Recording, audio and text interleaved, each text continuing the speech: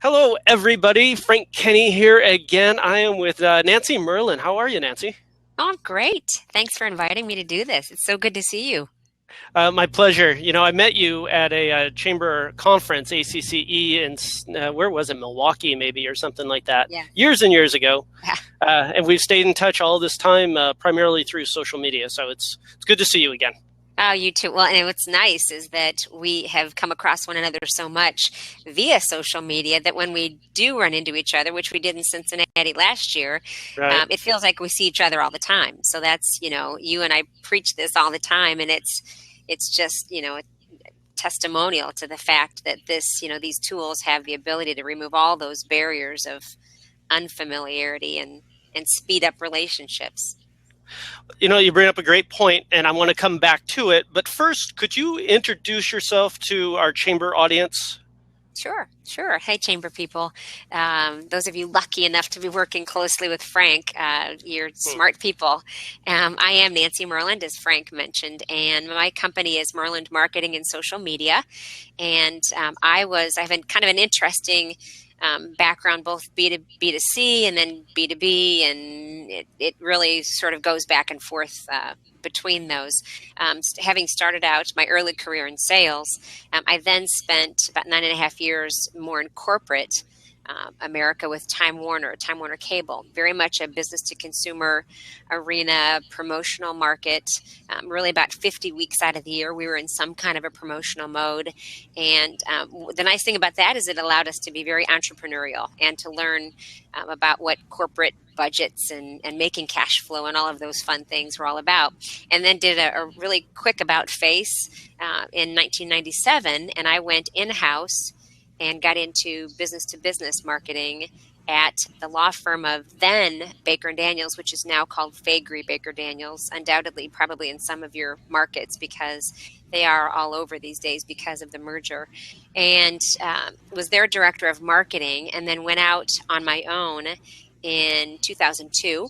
It was just Myrland Marketing at the time, and then in 2008, met and fell in love with social and what I now say digital media as very natural extensions of marketing consulting. And so nowadays, or since really 2008, go by Myrland Marketing and Social Media. I'm based in Indianapolis, but work all over the country. And you have a lot of interest and work in the chamber industry. And so for the chamber peeps watching this, in Nancy's heart, I think you're probably you've never actually been a chamber executive, have you? But No. you're surrounded by the chamber world because of your husband and other things. Yes, absolutely. My husband was the exec here in Indianapolis at the Greater Indianapolis Chamber of Commerce, and started out even before that up in Fort Wayne, Indiana, as their government affairs director, and then moved here to the state chamber in Indianapolis and was government affairs for a couple years before the Indianapolis Chamber hired him as I think he was the executive vice president for a number of years, or maybe government affairs for a couple years and executive vice president for several years, and then the chamber president for about 14 or 15. And during that time, I didn't know him. During that time, I started volunteering for the chamber, and back when I was a realtor for a short time. And my sister and I were involved in membership campaigns. Many of you have been through those, the good and the bad of them. And we had lots of fun with that. And I met him during that time, during the membership campaign. And the rest, as they say, is history. About a year later, we were married. And he was with the chamber a long time. And some of our nearest and dearest friends have been and are still with the chamber. So we still surround ourselves with very good chamber friends. In fact, we were just with Paul Greeley here in town last week when he was here. So yeah, lots of dear friends in the chamber world. So Nancy, let's talk chambers here and social media. You and I at the beginning of this conversation talked about how we've stayed in touch, even though it's not face to face, it's online, and that allows us not to skip a beat. We have a real relationship. We're good friends, almost entirely digitally. And I think this translates into the chamber world, where you have to have engagement with your members if you expect them to stay, if you expect them to be happy. You can't just ignore them all year. And a lot of people don't attend events, but social media seems to be a way that you can have that relationship and keep up that engagement. Oh, I agree completely. What do you think about and that? I think we all have to find additional ways to have ways to touch our members and our clients, internal and external. And I think this is, when you talk about social media, there are different levels and different forms and ways that we can keep in touch with members. And, I think what I've been discovering is that certainly being connected to people via it's funny that we can even say this soon into the social media game, but the more traditional forms of social media that we have out there, such as LinkedIn, Facebook, and Twitter, those that are just comment based, like Twitter used to be, but now it's so visual. Those helped those relationships soften and grow closer in one way. And then we started to add video components to these, whether it's a still photo of us or it's video that we're adding to Facebook, whether on pages or profiles, and now short videos on Twitter and Instagram and other places. That sort of speeds things up and creates a closer bond. And then you throw in live streaming like we're doing now, and all of a sudden we can see each other talk. We can hear each other's voices, see mannerisms. We can judge whether or not that person is somebody we want to do business with and whom we trust. And all of a sudden we have something that is accelerating relationships at an even faster rate than I've ever seen. So I think it's extremely important for chambers and everybody to figure out how to incorporate all of these tools into their marketing and business plans, because they do have the real ability to form relationships and be that retention glue, if you will. Yeah. And when people are left alone, they forget about us. So it's our jobs to put ourselves in front of them, reach out to them, bring them onto these platforms so that those relationships can actually grow closer. I see a lot of chambers that seem to think that these platforms are just another avenue for advertising, for getting people to their events, for doing their promotions. And really, I think people have to flip that around to how can I provide content, provide value. Oh, I agree. And I agree. I would say that about pretty much any of these spaces, Frank, that they are more, if we go into them with the attitude of they are more about others than they are about us, then I think that's the more productive attitude. If we figure out how to share others' content, interview others like you're doing right now, you're not on here necessarily to say, oh gosh, this is the program I'm hosting and this is what we're going to talk about today, but you're interviewing somebody else. And I think the same holds true for chambers and anybody who has somebody they consider a client.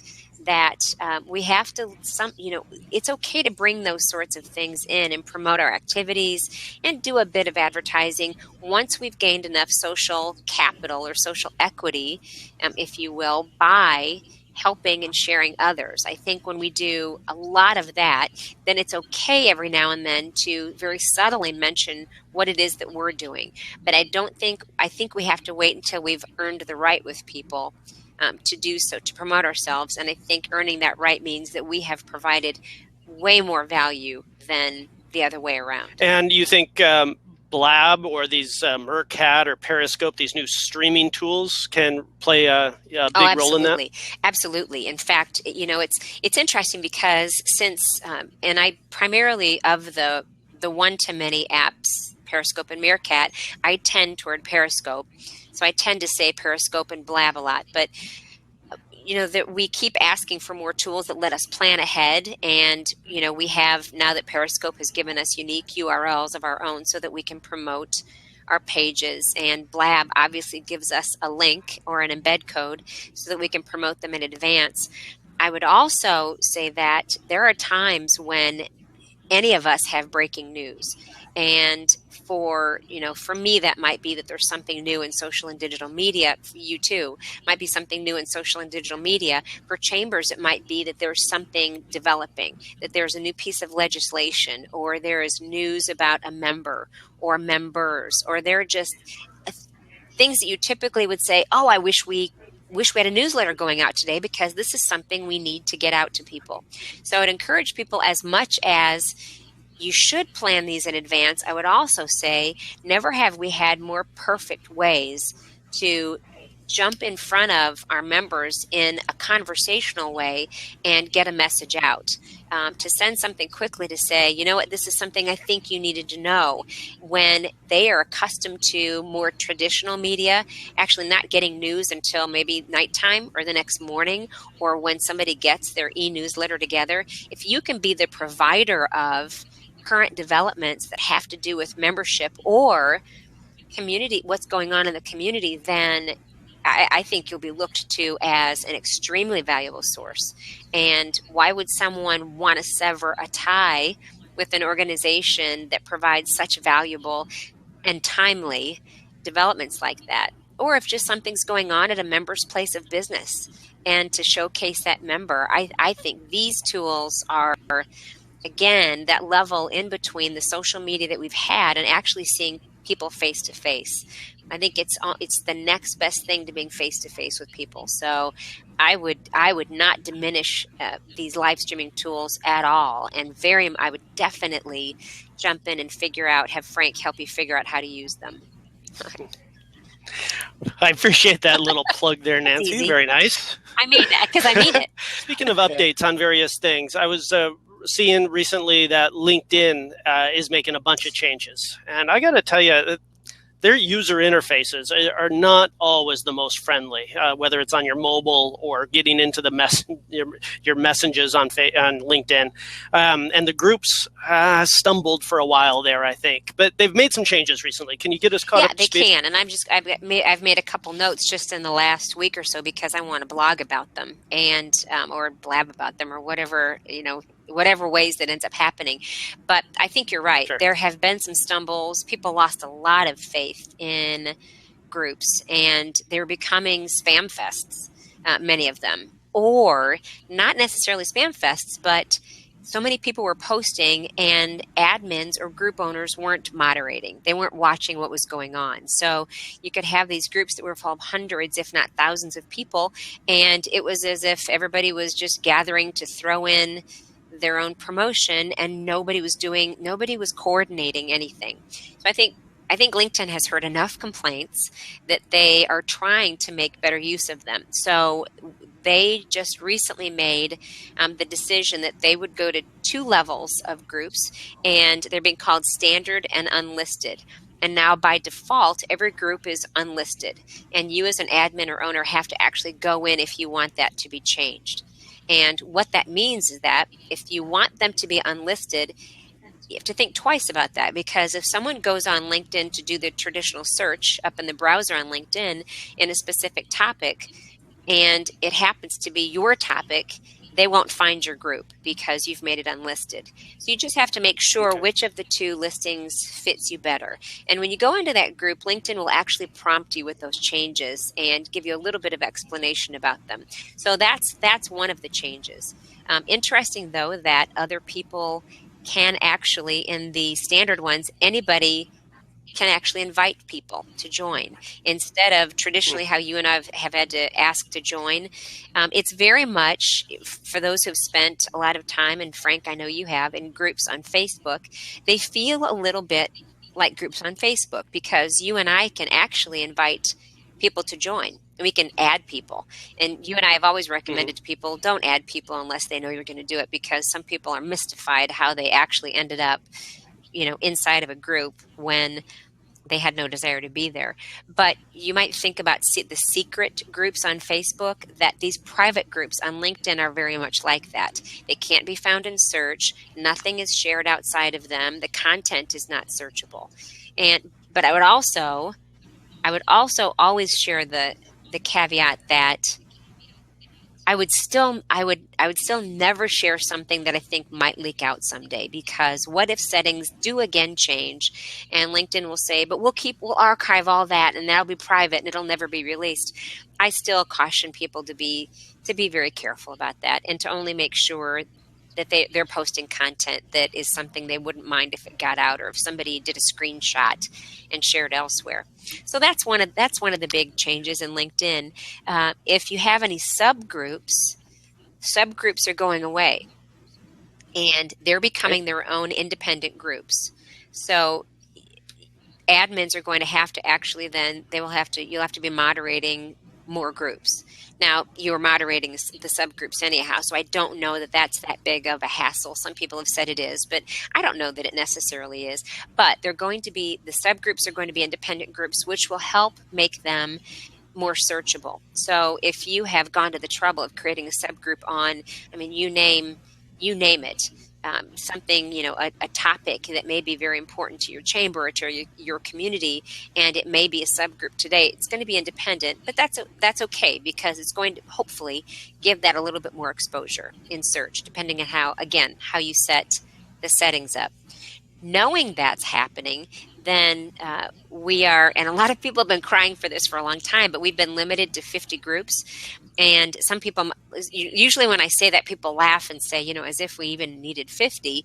And there are many of us, and probably 2 of us right now, that I'm looking at, who have probably maxed out or come close to maxing the 50. And oftentimes because I'm testing groups and seeing what they're all about, or there happen to be just enough groups or a lot of groups in the particular areas that I practice that I do find them to be of interest. And now, because these subgroups are becoming their own groups, and because of these changes, LinkedIn will be allowing people to join 100 groups instead of 50. So that will be another change. Yes. Let me interrupt you for a second. With a lot of chambers have the LinkedIn groups, but like you were saying, if they turn into pitch fests and spam and they're not moderated, none of these changes are really going to help you. It becomes a graveyard of well-meaning people providing value if most of the people in there are just promoting. Haven't you found? Absolutely. And I have to chalk that up to management of the group, that to start, and if it hasn't been done already, write some very firm guidelines about what is expected in the group and what is not welcomed. And Google Plus has always done. I've noticed communities, they're called, and Google Plus have always been pretty good at this, where people have been and even groups on Facebook have been pretty good about saying, this is not the place to share, your next event or the product you're selling or whatever. Or, every Friday we're going to set, it's okay to promote your next event or whatever it might be. So I think setting the expectations up front, or doing so now if you haven't already, and periodically sharing those with people. And then also just, if you haven't started groups yet, just know that you have to be really serious about taking time to be the administrator of them and making them valuable enough that your members actually want to be a part of them. So, for it to become a graveyard of pitches right and left isn't going to do anybody any favors, from the chamber to chamber members. So I think it has to go back to a real firm commitment to actually moderate and manage these groups ahead of time, and then promote them. Talk to members about them, that they exist, invite them to join, put them in every publication, whether virtual or actual, that you have, so that people actually know they exist. Fantastic. Nancy, if people want to get in touch with you to ask more questions or maybe retain your services, how do they do that? Oh, you're kind. Thanks. I'm always able to be found at, my email is nancy@myrlandmarketing.com, and my website is myrlandmarketing.com, and just about everywhere, LinkedIn, Twitter, and Facebook, I'm Nancy Myrland. So, and here on Blab and Periscope, the same. It's all by Nancy Myrland. So I'm pretty easy to find that way. Fantastic. Well, thank you so much for your time. Great stuff. Oh, thanks so much, Frank. It was good to spend some time with you. Yeah, you too. Okay. Take care. Have fun. All right. You too. Take care. Bye-bye. Bye-bye.